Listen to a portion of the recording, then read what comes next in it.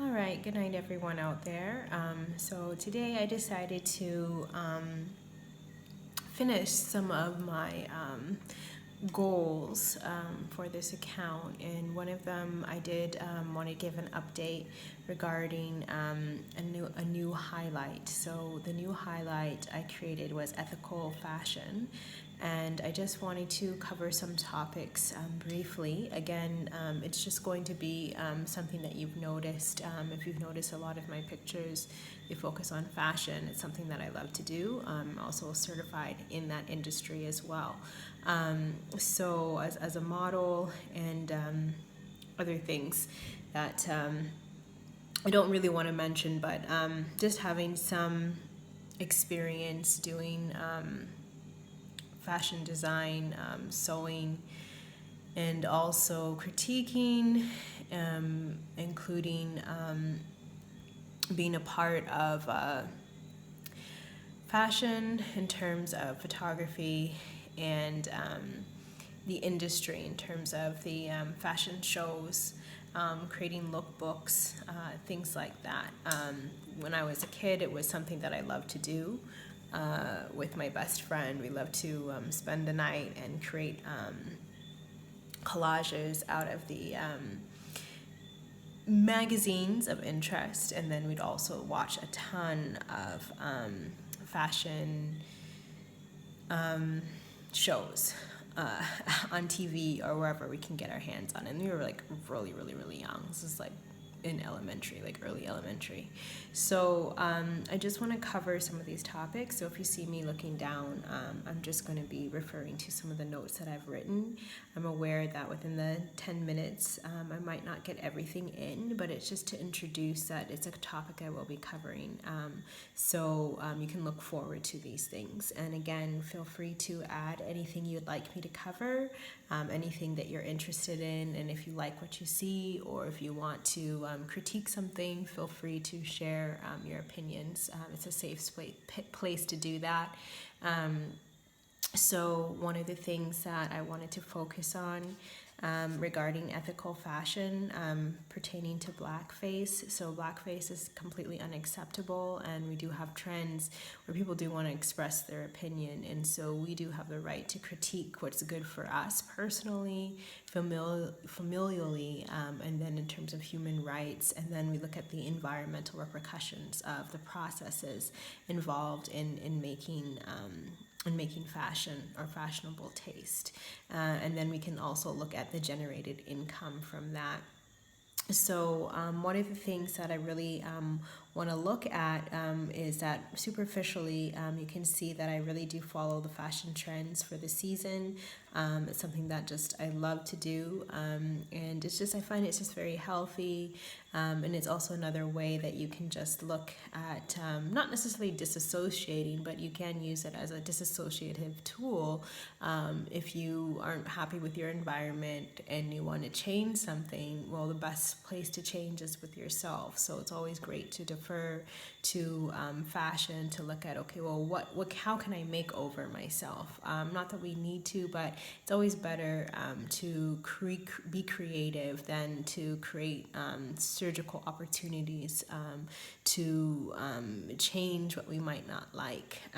Whereas ethical fashion, you can change as much as you like, and then there's no repercussions, serious repercussions to your face in terms of consequences, permanent consequences. So that's kind of a superficial reality. But another focus is looking at technological processes. So sometimes people with disabilities, people with limitations, people who are interested in sports will look at designing different materials to create better opportunities for our ease and our comfort, and based on what we wear and how we use fashion, and then how our bodily makeup is, so that we might want to change certain things in terms of everyday customs, so that you have general standard structures for the industry in terms of male and female. Then you have the unisex, but then you also have innovative technology for people who might have disabilities in terms of learning and speech, sight, and texture. And then you can extend that to innovation with sports. So if you have a disability with sports, or if you're going to be skiing or anything like that, you're going to look for innovative technology to allow your temperature to be comfortable while you're perspiring. And that's just like a simple example, but there's more and more technology coming out within athleisure wear. We'll notice that with the shoes, in terms of Kanye wanting to make shoes that fit comfortably, specifically for the basketball field. So there's a lot of innovations that we can look forward to in the maker movement, and in terms of we as buyers and consumers, or in terms of we as innovators, or we in terms of people who have limitations or specific goals that they want to achieve in sports. So that's something to look forward to in terms of technological topics that we can cover. I will maybe do a little bit more in terms of lectures, but for the most part, I'll probably be just presenting different types of fashionable standards and taste. But I will, anything that I put as a highlight, I will be extending that to a lecture series at some point. So we're looking also at manufacturing and the materials used. You want them to be ideally environmentally friendly with a reduced carbon footprint, but then you have to look at the structures from the primary to the quaternary industry. We'll also look at arrested development when you're dealing with gross domestic product. For example, the IMF funds, when you're looking at different nations, what are so-called developing nations, what is their limitation in creating fashionable taste or a fashionable industry for gross profit? Has the IMF limited their economic development based on the structures of the primary, secondary, tertiary, and quaternary structures? So we can go into that a little bit later. And some other environmentally friendly processes are bamboo, hemp, organic cotton, or reusable materials regarding vintage fashion, places like Goodwill and Value Village, for example. So reusable materials, or if you're utilizing the maker movement, specifically choosing reused materials to sell, and getting your audience to acquire that taste for various reasons. To improve, just to be more aware of how we're using and extending our profit margins. So how we're using materials and how we're extending our profit margins. And then if they're considered to be finished materials, and after the pre-sale or the sale of those clothes and the used consumer goods, what are we doing with that? Are we just dumping them in third world countries, or are we finding ways to extend that lifespan? Are we creating them and using them into other goods like plastic materials in terms of grocery bags, things like that, luggage, things like that? Or are we just shipping them off and sending them off to a different country and letting them deal with that at the limitation of their economic growth for their fashion industry? So we're looking at